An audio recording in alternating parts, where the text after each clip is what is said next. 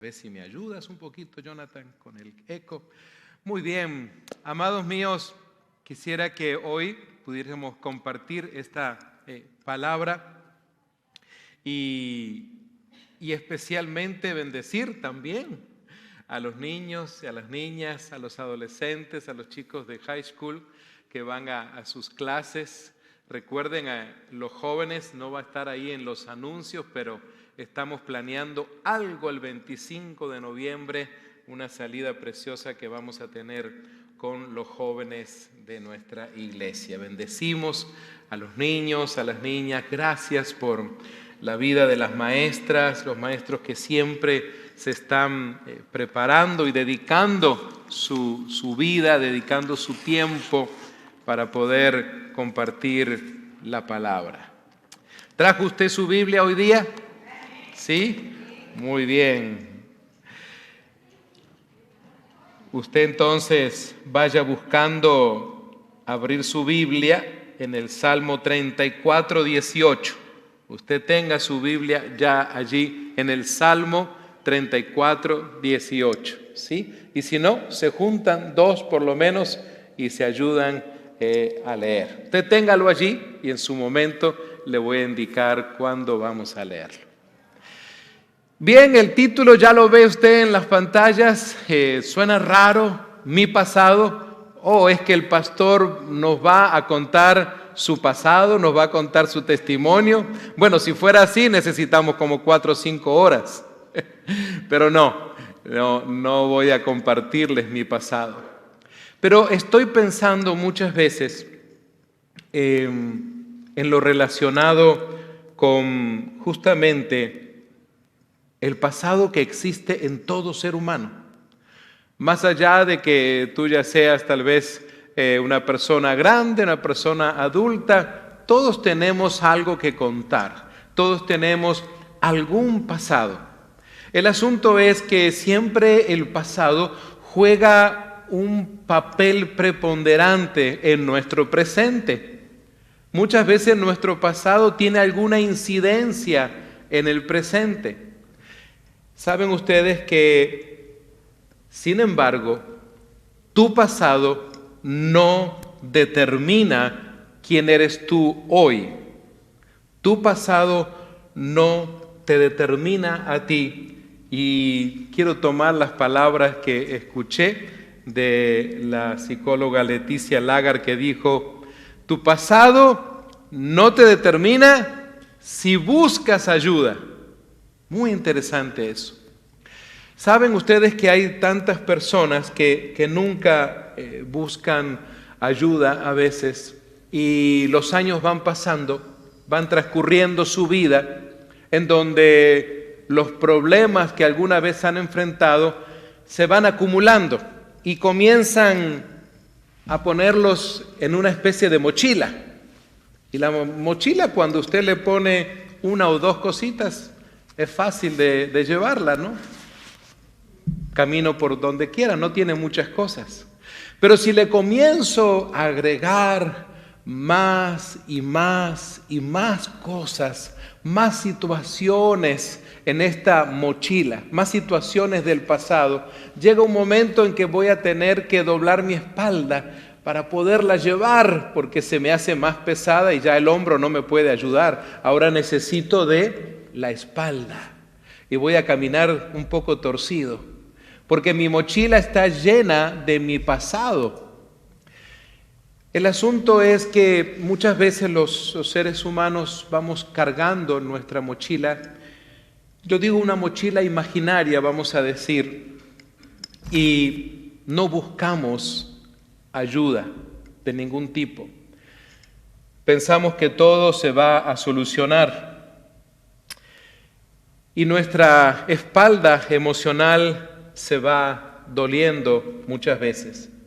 Hay personas entonces que muchas veces se llevan estas mochilas emocionales cargadas de su pasado y se las llevan hasta la misma tumba incluso, donde piensan que allí van a descansar sus restos, pero probablemente nunca sus almas.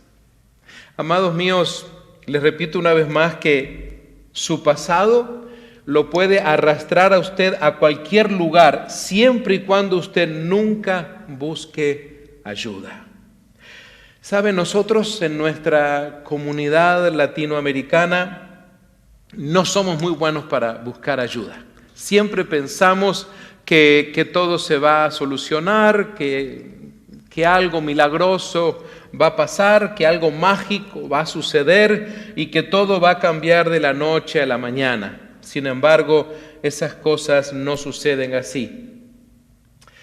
Muchas veces creo que en nuestra comunidad no buscamos ayuda porque tenemos ciertos miedos. Por ejemplo, el miedo al qué dirán.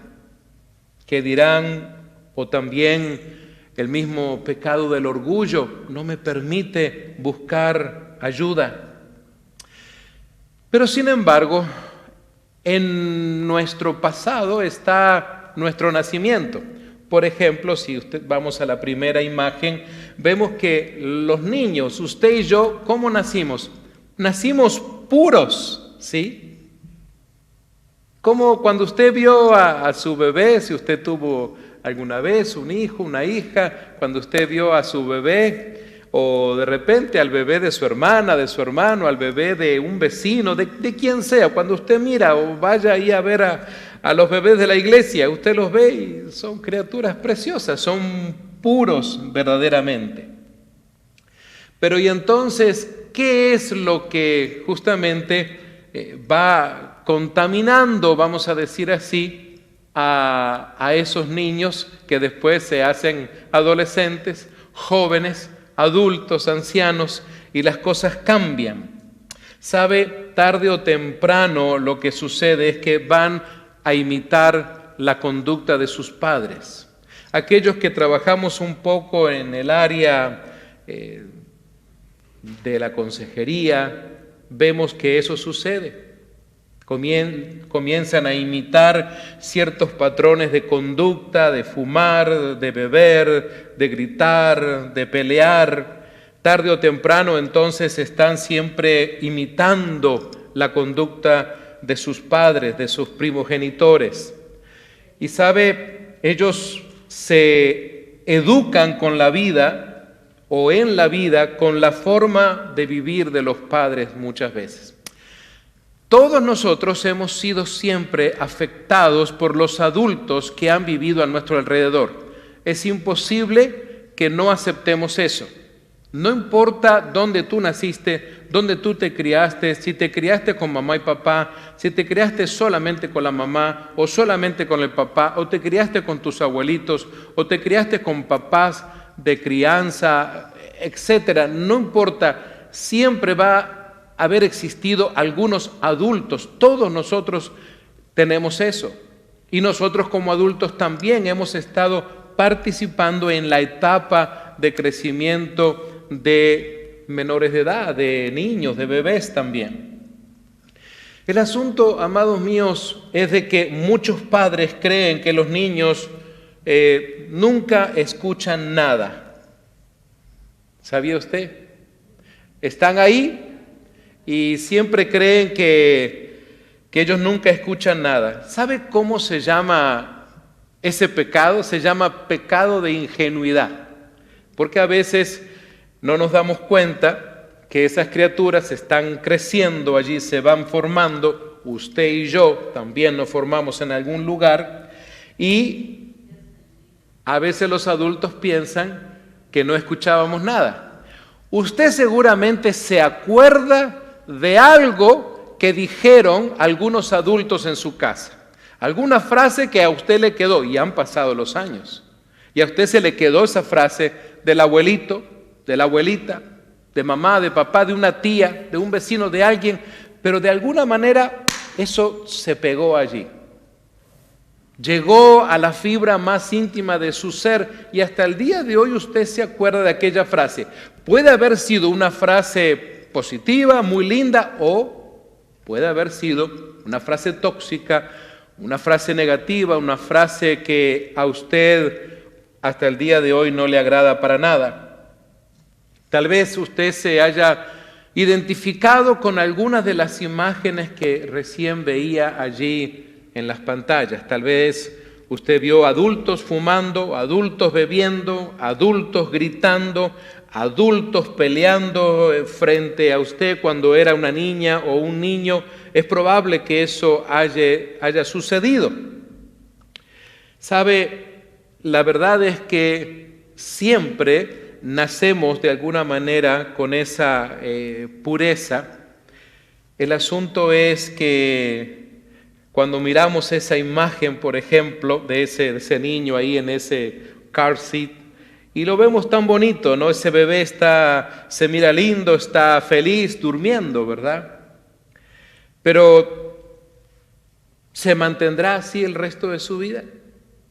Con esa pureza, con esa felicidad, con esa paz que esa imagen seguramente le está mostrando a usted. ¿Qué es, me pregunto yo, lo que hoy contamina tanto entonces a los niños? Estamos en una etapa tan difícil y definitivamente es el excesivo uso o directamente el uso de todo tipo de pantalla. Jamás sus abuelos y los míos se hubieran imaginado que hoy tendríamos que hablar de un acontecimiento como este. Pero hoy pareciera ser que alrededor de este planeta, lugar más, lugar menos, todas las criaturas están siendo afectadas por el uso de algún tipo de pantalla, ya sea la pantalla de un celular, ya sea la pantalla de una tableta, la pantalla de una computadora, cualquier pantalla, pequeña, mediana o grande. El asunto es que todos están siendo afectados en esta nueva era. Y amados míos, otro pecado de ingenuidad es que los padres creen que los niños nunca ven nada. Ese es otro de los pecados que muchas veces los padres practican. Y hacen lo que hacen sin aceptar, sin creer que los niños sí los están viendo. Sabe, muchas cosas que usted vio en su pasado de niño le afectaron por mucho tiempo, incluso tal vez hasta el día de hoy como adulto. Fueron cosas que usted vio. Recuerde que cuando usted era un niño o una niña era como una esponja que estaba siempre absorbiendo. Así que es imposible que usted no absorbiera eso, porque eso es lo que sucede con nuestras vidas cuando somos tan jóvenes. Y esas cosas que hemos visto y que hemos escuchado y que hemos vivido perjudica el desarrollo, fíjense, el desarrollo intelectual, también la motricidad, la afectividad y también las habilidades sociales. Muchas veces conocemos a gente adulta y nos preguntamos, ¿por qué es tan introvertido? ¿Por qué a esta persona le cuesta hablar? ¿Por qué esta persona tiene estas situaciones con su carácter, con su temperamento? Porque esas cosas que ha vivido interfieren en muchas áreas. Interfieren, por ejemplo, en el sueño. Hay muchas personas que no logran dormir lo que deberían de dormir. Muchas veces tienen problemas de obesidad. Aumentan los problemas de miopía. Interfiere en el desarrollo del resto de sentidos distintos en la vida, en la vista, en muchas partes del cuerpo, y también genera adicciones, que hoy es la nueva adicción, las adicciones tecnológicas. Cuando los psicólogos, psiquiatras, etcétera, los profesionales de la salud mental, otro de los tabúes que a veces a la iglesia le cuesta aceptar, que es una realidad, la enfermedad mental está en todas partes, es una realidad. Y hoy se tiene que especializar en eso, en una nueva adicción que los seres humanos padecen, y es justamente debido al uso excesivo de tecnología. Saben ustedes, amados míos, que los padres, seguramente usted lo verá en la pantalla, los padres han llegado a creer que los niños nunca ven nada y ese, decíamos, es el pecado parental. Muchos padres creen también que los niños nunca se dan cuenta de nada. Ese es otro pecado de la ingenuidad parental. Muchas cosas que usted vio en su pasado, les dije recién, afectan también el presente, y es por eso que entonces deseo compartir con ustedes este tema en relación a qué hago con mi pasado. Tal vez esto es solamente parte de la introducción, porque cuando he estado pensando en este tema, tuve que irme muy atrás en todo lo relacionado con las historias que uno ha escuchado por décadas, atendiendo a las personas, especialmente en la parte terapéutica. Y muchas personas, cuando llegan a buscar ayuda finalmente, la gran pregunta es, ¿qué hago con mi pasado? ¿Qué hago con aquellas cosas que me han dañado? De repente son personas que ya están asistiendo de repente a una iglesia, pero todavía se preguntan, ¿qué hago con mi pasado? Porque no puedo borrar mi pasado, no puedo eliminarlo, no puedo hacer como con las computadoras que le hacen highlight, ¿verdad? Con el ratón, hacen delete, chao, se fue. Hasta puede usted borrar un documento completo y ya no vuelve a aparecer si lo borra por completo. Pero eso no funciona así en la mente del ser humano. ¿Sabe? A mis amigos y amigas quiero decirles que primero no podemos hacer un cambio en las cosas de nuestro pasado. No puedo hacer un cambio en las cosas de mi pasado. Ya eso es un hecho consumado. Esa es una realidad. Un hecho consumado en su vida. No podemos echarle la culpa tampoco a las cosas pasadas. En segundo lugar, hay patrones de conducta que se han formado. Son cadenas que usted no puede romper si no busca ayuda. Hay ahora nuevas generaciones que están surgiendo. Y pensemos en, si el Señor no viene antes, en las generaciones que ahora se están formando con estas guerras que vemos alrededor del planeta. Ya sea en Israel, ya sea en Ucrania, situaciones en Haití, en muchos lugares. ¿Qué va a pasar con esas generaciones? En tercer lugar, hay experiencias o heridas de la infancia que tal vez has visto, a las cuales aún muchas veces estás sangrando por dentro. Cuando usted nació, el único deseo que usted tenía era el de alimentarse y ser amado o amada. Ese era el único deseo que tiene un ser humano cuando nace. Comer y ser amado. Nada más. ¿Sabe por qué? Porque eso es a lo que ha estado acostumbrado o acostumbrada mientras estuvo en el vientre de su madre. Eso es lo que recibía. Alimento, todos los días, constantemente, y el amor de su madre. El asunto es que esa criatura, como le pasó a usted y a mí, un día sale del vientre de su madre y sale a un ambiente completamente distinto. Nada tiene que ver, tiene que aprender a respirar oxígeno, el H2O, completamente diferente a lo que vivía en el vientre de su madre.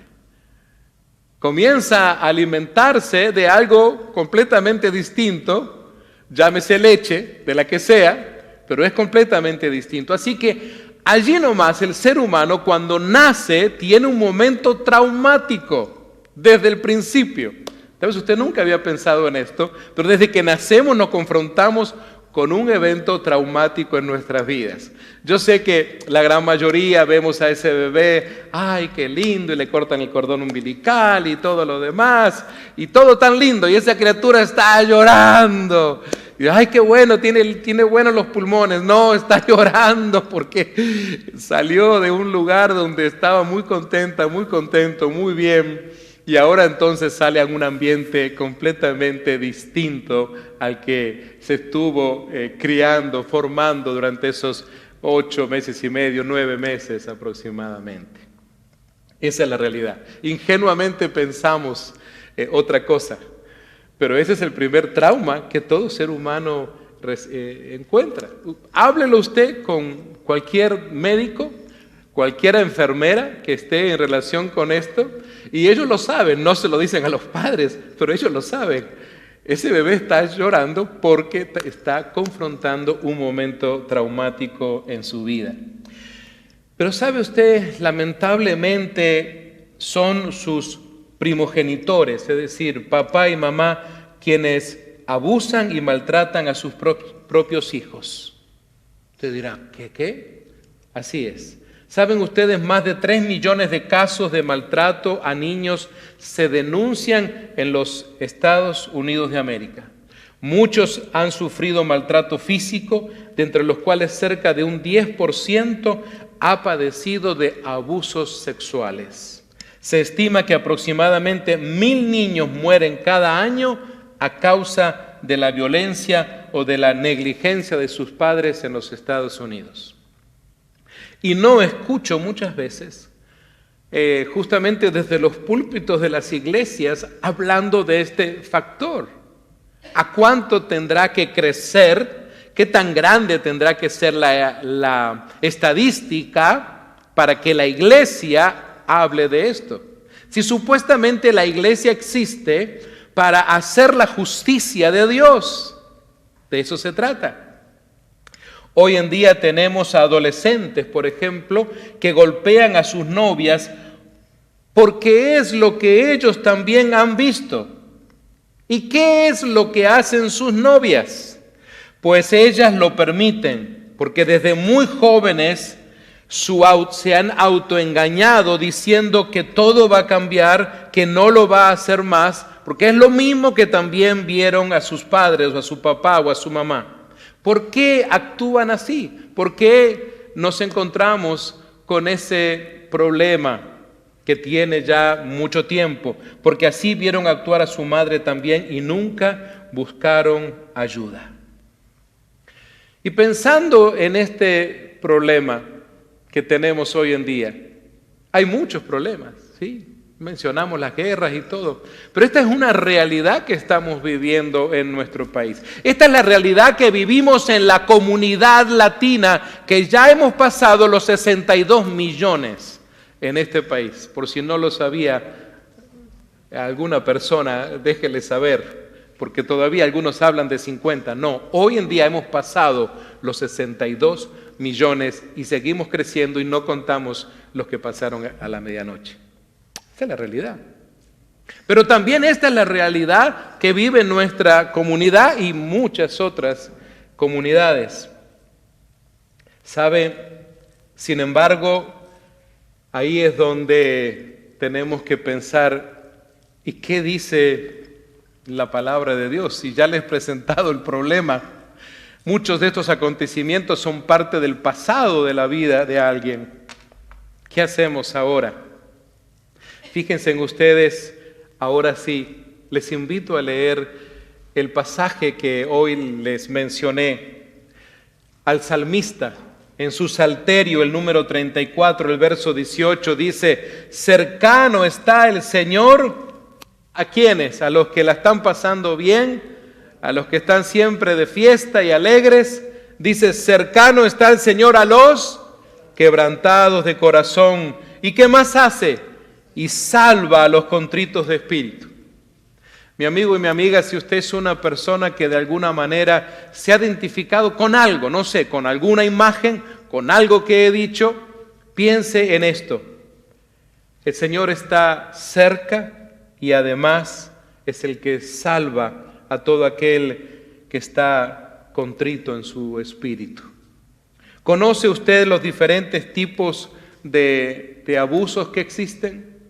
¿Sabe por qué le menciono esto? Porque esto es una situación que se está dando constantemente en medio de nuestra comunidad. De alguna manera, la iglesia que es portadora de la justicia de Dios, entonces tiene que decir algo al respecto. Y si bien para mis amigos y hermanos que están en las redes sociales estoy dando datos de este país donde usted y yo vivimos y nuestros hijos y nietos, etcétera. Sin embargo, estoy seguro que esto es lo que también se está viendo, más allá de que los números y las estadísticas cambien en nuestros países en Latinoamérica. El asunto es que cuando hablamos de un abuso físico, por ejemplo, Hay tareas o responsabilidades domésticas, por ejemplo, que se le cargan a las niñas a temprana edad. Piense, mis queridas hermanas, muchas veces, siendo usted muy jovencita, se le dieron a usted responsabilidades domésticas que eran las de una mujer, no las de una niña de 7, 8, 9 o 10 años. ¿Quién de nosotros no ha tenido a una hermana mayor que no fue a la escuela porque tuvo que ayudar a criar al resto de los demás niños que vinieron después, sus hermanitos, sus hermanitas, porque ellos de repente sí fueron a la escuela, pero usted era el mayor o la mayor y tuvo que ayudar a trabajar y a cuidar de esos hermanitos? Usted no los había engendrado, pero a usted les tocó cuidarlos y ayudarles. Eso es parte de la historia de nuestro pasado, de muchísimas familias latinoamericanas. Otra de las cosas es también el hecho de imponer a los niños, por ejemplo, cosas que la tienen que hacer los adultos. Y a veces escuchamos, no, es para que se haga fuerte, sí, que aprenda a cambiar la rueda del carro. Bueno, pero ¿lo puede hacer verdaderamente? ¿Ya está preparado para eso? ¿Sí tiene su formación, sus huesos, sus músculos? ¿Has pensado si lo puede hacer? Que saque la basura, que lave el carro, que se haga hombre. Pero a un niño de 6, 7 años, ¿tú has pensado cuál es la estructura ósea en realidad? Si va a poder hacerlo.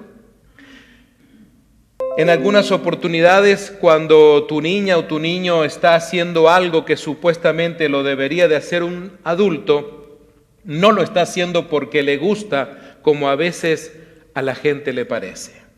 Lo está haciendo para tener aceptación de tu parte, nada más. Lo único que quiere es tener aceptación de sus padres y de los adultos que le rodean. Amados míos, una de las cosas que más nos asombran en estos días, aquellos que trabajamos con la gente, que trabajamos en la parte terapéutica, 1 de cada 5 adultos de California con niños viviendo en sus casas fue golpeado, pateado o abusado físicamente cuando niño, y 1 de cada 10 fue abusado sexualmente, según los datos publicados recientemente por una fundación que habla de la salud infantil y que ayuda a los terapeutas a tener una idea de los problemas que se están dando. Otro de los abusos que muchas veces vemos y es parte de nuestro pasado es el abuso verbal. Eres un bueno para nada, deberías de ser como tu hermano mayor. Mira las buenas calificaciones de tu prima y tú, mírate tú. Eres igual de llorona que tu madre. Esas son las frases que muchas veces escuchamos que salen de los labios de personas que finalmente se atreven a buscar ayuda. Pero recuerden que hay mucha gente que sigue acumulando y acumulando y nunca busca ayuda y su mochila está al borde de reventar, su mochila emocional. Muchas veces frases como, ¿por qué no saliste güerita de ojos azules como la hija de mi comadre? Me las he anotado algunas frases, sí, porque a veces cuando escucho a la gente digo, wow, interesante. ¿Saben ustedes, amados, que en California el 36% de los adultos con niños viviendo en sus hogares experimentaron ya abuso verbal cuando eran niños y el 19% presenció violencia doméstica? Esa es la realidad del estado en donde vivimos, tal vez uno de los estados más liberales de la Unión Americana. Pero es interesante que Pablo, el apóstol Pablo, más allá de ser un plantador de iglesia, también Dios le daba una palabra preciosa. Y justamente en el capítulo 3 y verso 21, él dice, no exasperemos a nuestros hijos para que no se desalienten. Mi cosa interesante. El mismo apóstol Pablo en capítulo 4, el versículo 15 al 16, dice que debemos hablar la verdad en amor y usar nuestras palabras para edificar a otros, que ninguna palabra corrompida salga de nuestra boca, especialmente hacia las mentes y corazones tiernos de los niños. Amados, aquellos que están criando hijos, esto es tan importante. No solo hablar la verdad en amor, sino usar palabras que de alguna manera siempre estén edificando. Aunque tú de repente digas, pero así me criaron a mí. Esas son las palabras que me decía mi abuelita, esas son las palabras que me dijo mi papá o mi mamá o alguien así y me traumó. Pero ahora tú tienes que estar dispuesta y dispuesto a hacer un cambio al respecto. Muchas veces hay un abuso psicológico. Muchos padres y madres dicen, por ejemplo, frases que he escuchado que dicen, ya me voy de esta casa y a ver quién les dará de comer cuando se estén muriendo de hambre. Y a veces decimos, ay, bueno, es que se me salió porque estaba enojado, pastor, pero te estaban escuchando. A ver quién paga la renta, a ver quién les paga la escuela, a ver quién les lleva a la escuela. Me voy de esta casa porque ya no aguanto a tu madre. Y después, entonces, cuando vemos en las escuelas que todos los salones de los terapeutas que trabajan en las escuelas, una terapeuta aquí en una escuela de aquí de la ciudad, tiene citas por 3 meses. 3 meses saturada diariamente, los 5 días de la semana, saturada su agenda solamente de citas de esto. Y no son terapeutas cristianos. Esa es la nueva posición de trabajo que hoy hay en las escuelas. Imagínense ustedes. Y amados, esta es una realidad y creo que la iglesia peca si no habla de esto. La iglesia tiene que hablar de esto. Es cierto, queremos usar el púlpito muchas veces para hablar del amor de Dios y es bueno y hay que hacerlo. Y para mensajes también, no sé, motivadores, como le gusta a la gente, sí, está bien, pero la iglesia no puede cerrar su boca. La iglesia tiene que abrir su boca al respecto. También hay madres que dicen a sus hijos, ya me voy de esta casa, estoy cansada de tu padre y de ustedes, me voy a hacer mi vida y lo que antes me privé de hacer por culpa de ustedes, ahora lo voy a hacer. Todas esas palabras son abuso verbal y emocional. Entonces, cada vez tenemos más personas con estos problemas, pero muchos, recuerden, nunca buscan ayuda. El abuso psicológico deja traumas que solo Dios con su Espíritu Santo podrá algún día quitar. Pero saben ustedes, también está el otro del cual muchas veces la iglesia no quiere hablar. Pero sin embargo es una situación que cada día crece más y es el abuso sexual. Siempre hay chantaje por parte del abusador o del victimario. Y lo vemos constantemente. Ustedes lo ven en las noticias. Debemos de hoy estar tan atentos a esta situación en todas las familias, en todas partes. Aunque tú no estés criando hijos, tienes que ser parte muchas veces de esa comunidad en donde, como enseña la palabra de Dios, nos cuidamos los unos a los otros.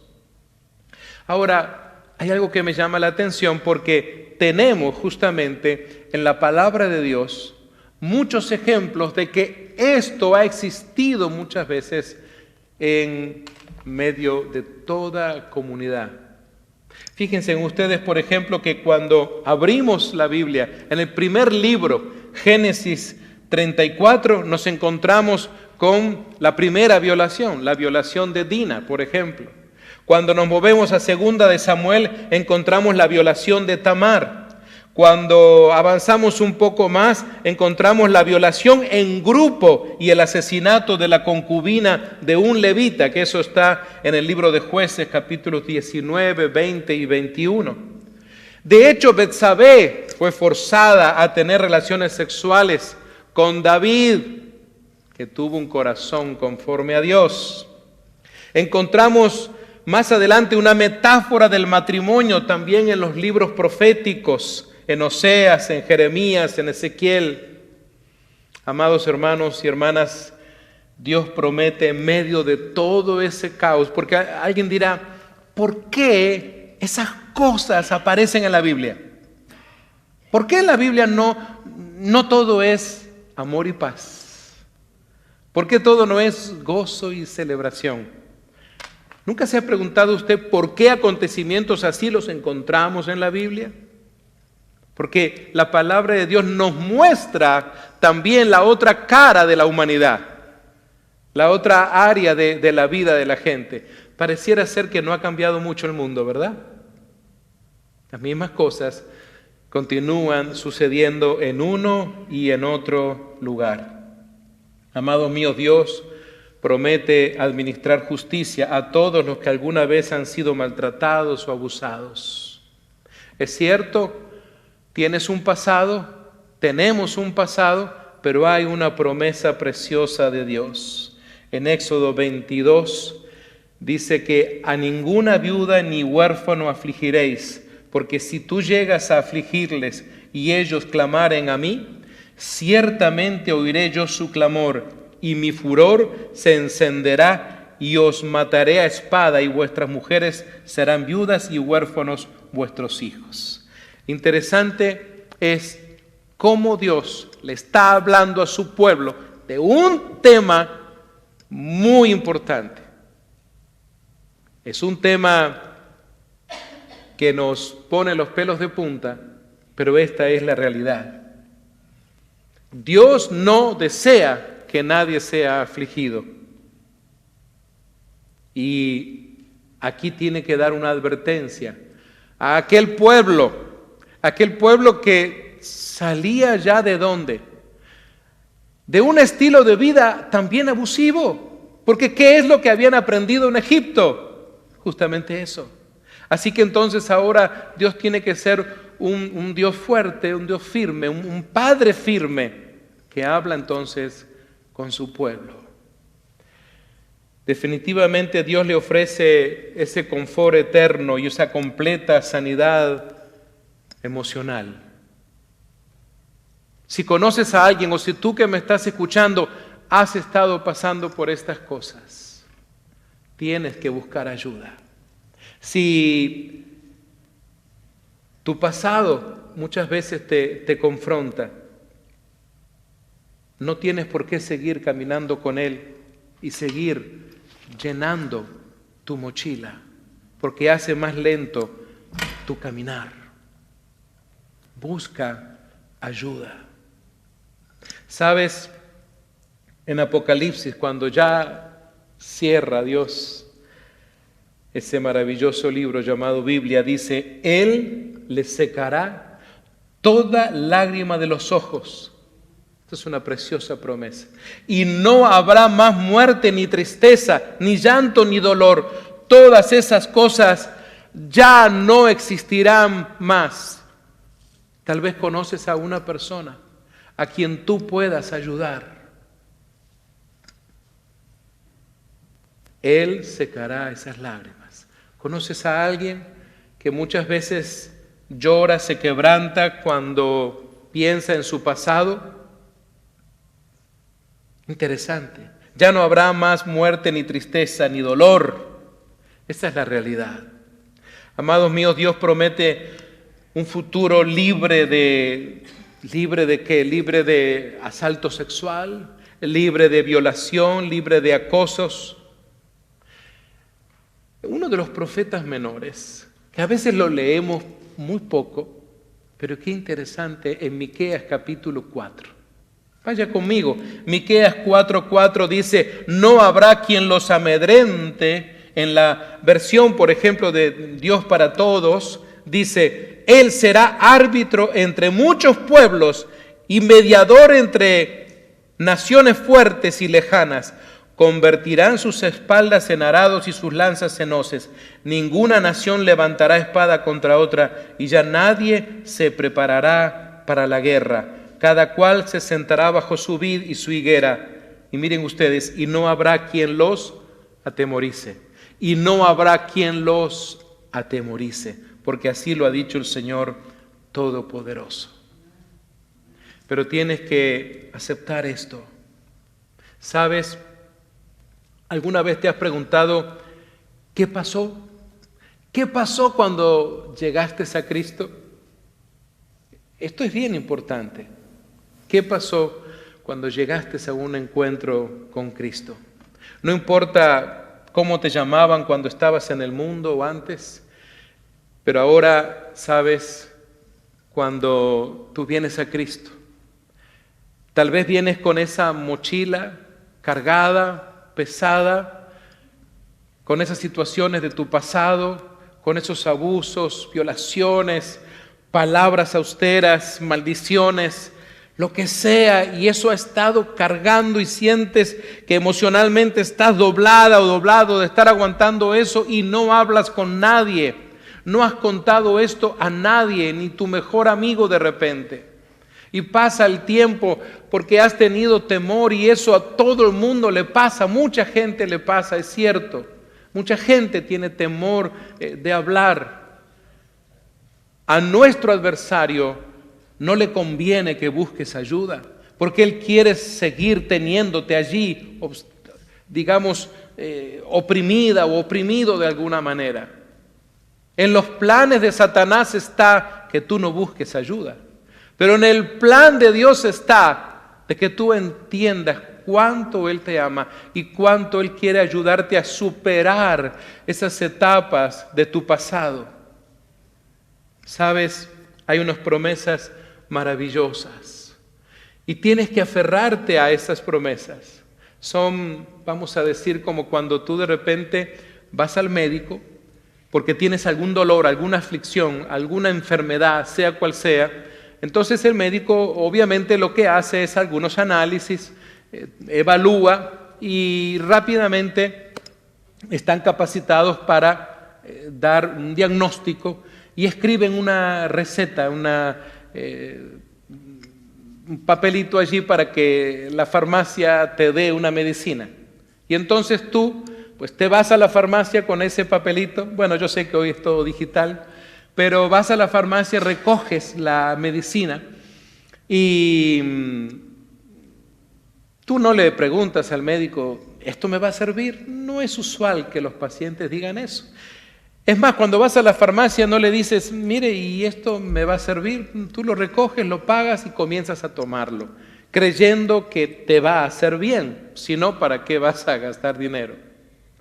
Pero sabes, es probable que pasen algunos meses y vuelvas a tener unos síntomas parecidos y de repente vas a necesitar otra vez de esa medicina.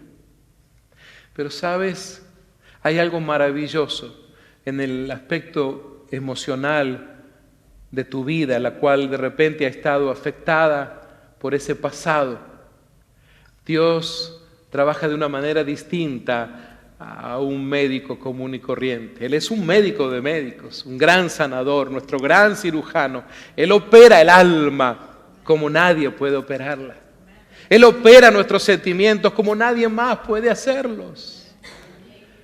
Pero imagínate si no le creyeras. Imagínate si tú le dijeras, mira Dios, yo no sé si tú estarás capacitado para esto. ¿Usted alguna vez le ha preguntado a su médico, disculpe, ¿y usted sabe lo que está escribiendo en ese papelito? ¿Verdad que usted no le hace esa pregunta? Usted le ha dicho, mire, pero ¿y esta medicina de dónde la sacó usted? Usted no hace eso, ¿verdad? Usted está confiado de que esa medicina le va a hacer bien. El asunto es que a nuestro enemigo, a nuestro adversario, no le conviene que usted crea las promesas de Dios. Amados, tenemos que aferrarnos a algunas promesas preciosas. Me gustaría que tome nota para que durante esta semana usted pueda leer estas porciones, porque ¿sabe lo que sucede?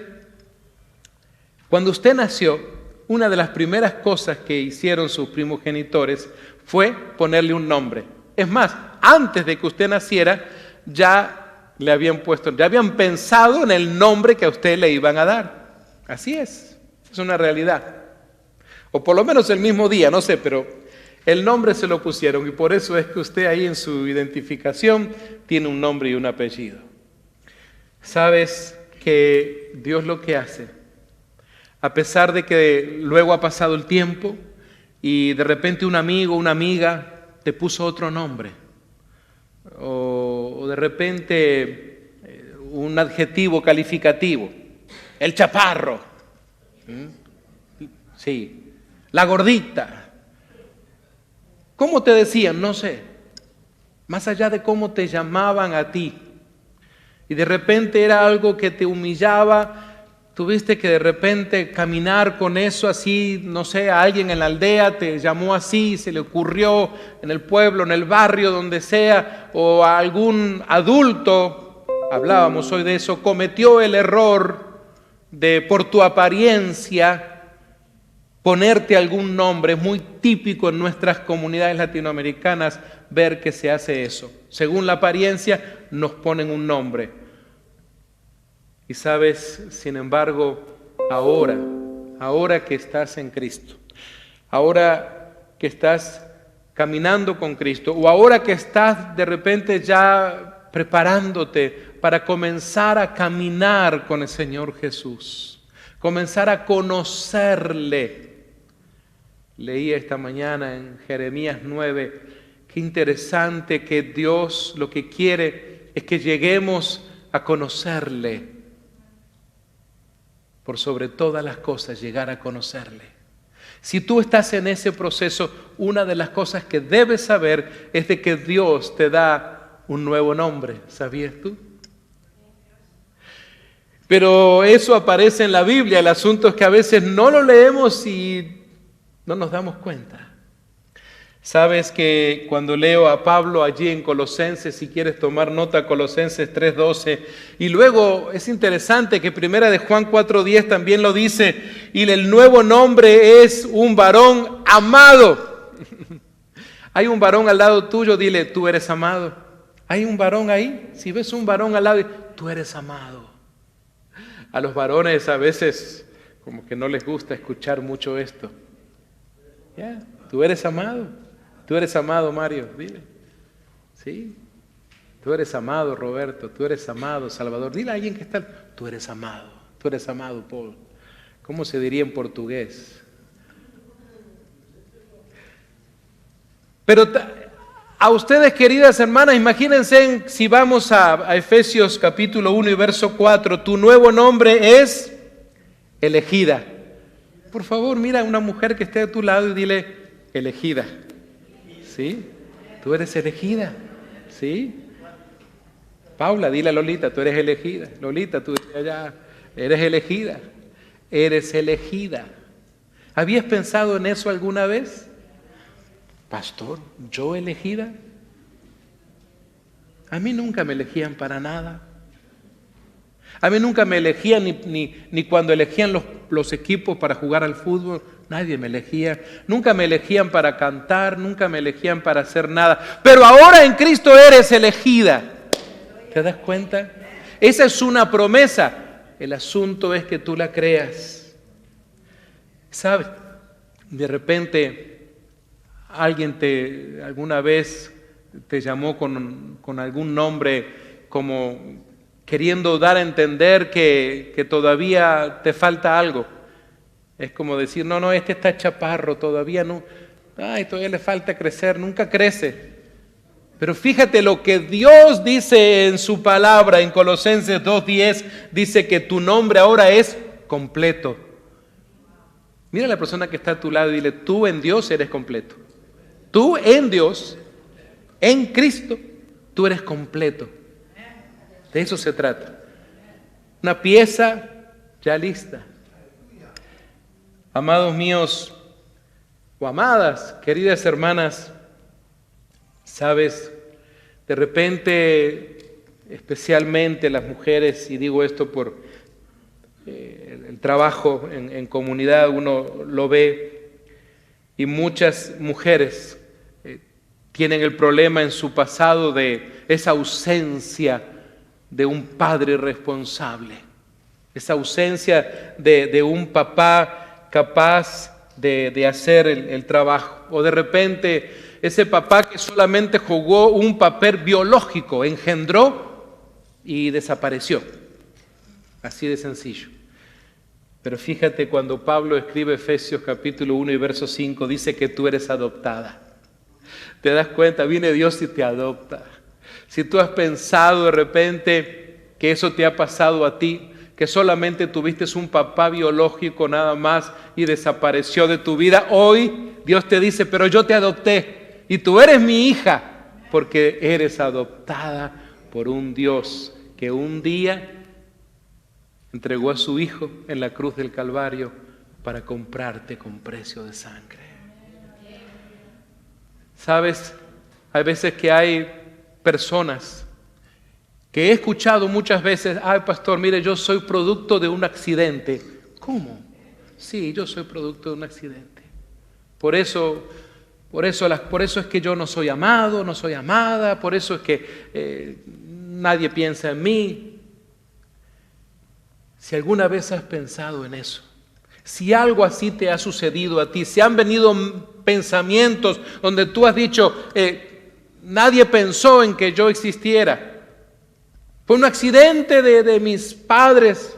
Mira lo que dice la palabra de Dios, porque nuestro adversario quiere que tú pienses así. Recuerda, nuestro adversario quiere que tú pienses que no eres amado, que sigas con ese problema de tu pasado. Nuestro adversario quiere que tú pienses que no eres elegida. Nuestro adversario quiere que tú pienses que no estás completo. Nuestro enemigo quiere que tú no creas en que has sido adoptada por Dios. ¿Y sabes qué?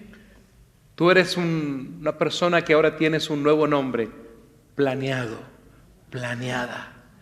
En la mente y en el corazón de Dios, tú has sido planeada y planeado.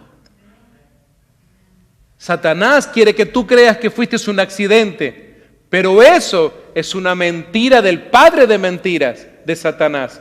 Para Dios, tú eres una persona planeada, planeado. Dios ha tenido en cuenta a ti.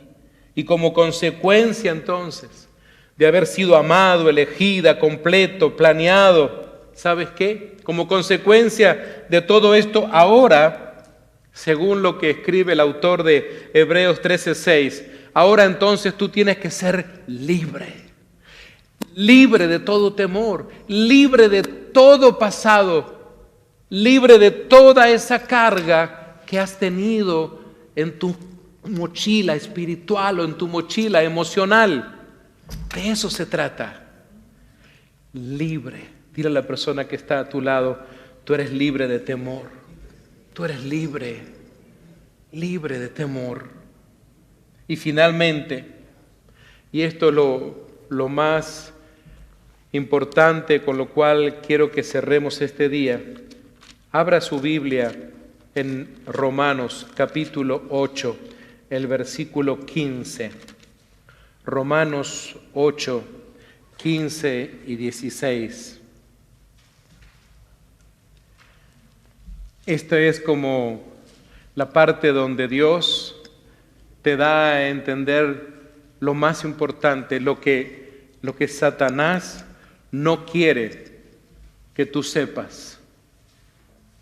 Lo que Satanás justamente no desea que los seres humanos se enteran, porque Satanás quiere que sigas jalando con esa mochila. Satanás todavía quiere que tú sigas sintiendo remordimiento, que sigas con tu pasado cargando. Pero fíjate lo que dice este pasaje precioso de Romanos 8, 15 y 16. Pues no, leámoslo juntos, pues no habéis recibido el espíritu de esclavitud para estar otra vez en temor, sino que habéis recibido el espíritu de adopción, por el cual clamamos, Abba Padre, papito. Eso significa hablar con Dios de esa manera, con esa intimidad. Y el verso 16 dice, el Espíritu mismo da testimonio a nuestro espíritu de que somos ¿qué? ¿De que somos qué dicen? Hijos de Dios. De eso se trata. Ahora eres hija e hijo de Dios. Por favor, póngase de pie y mira a la persona que está a su lado, salude a alguien, dile, tú eres una hija de Dios. No dejes a nadie. Háganlo ahora. Practíquelo. Acérquese a alguien y dígale, tú eres un hijo de Dios. No le diga hola, no le diga God bless you. No. Dígale, tú eres un hijo de Dios. Por aquí me falta gente. Allá al fondo. Póngase de pie, acérquese, dele un abrazo a alguien y dígale, tú eres una hija de Dios. Tú eres un hijo de Dios.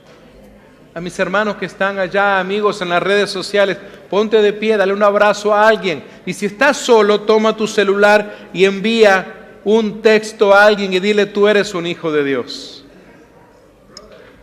Amados míos, ese es tu nuevo nombre. Ese es tu nuevo nombre, hijo de Dios. Mientras nuestro grupo de alabanza va a venir aquí para ayudarnos a alabar, a adorar al Señor como hijos de Dios. Porque ¿qué es lo que los hijos de Dios entonces pueden hacer? Vamos a recibir al grupo de alabanza así de pie para alabarle. Porque ¿qué es entonces lo que puedo hacer si soy hijo de Dios o hija de Dios? ¿Qué es lo que debo hacer? Hemos hablado de ese pasado, hemos hablado de esas consecuencias, pero ahora hemos visto que en Cristo hay toda una etapa de renovación, hay un nuevo nombre. ¿Cuál de ellos es para ti?